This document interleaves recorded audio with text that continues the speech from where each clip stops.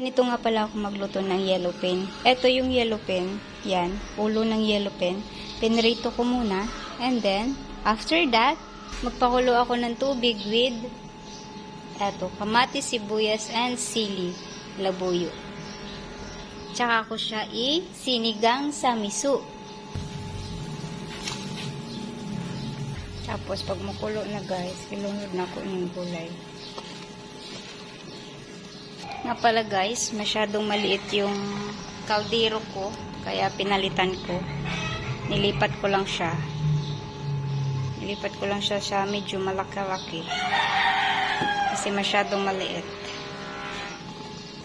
Then, ayan guys, kumulo na siya. Ilagay ko na yung sinigang sa miso natin. Ayan.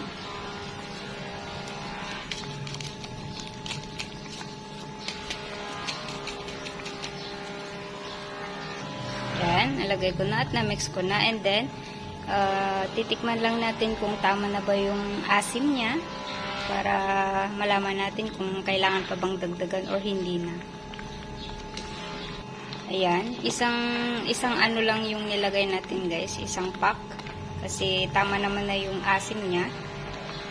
Ayan, tingnan lang natin yung kamatis,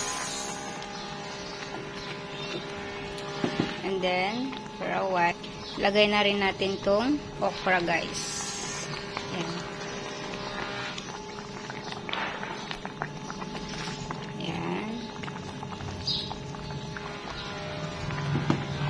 And then guys, okay na.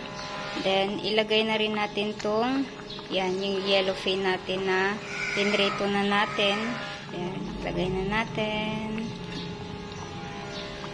Pinrito ko na yan siya guys para yung purpose ng yung pagprito ay para mas mawala yung langsa niya, and then nilagyan ko na rin yan ng asin. Yan. And then ayusin lang natin.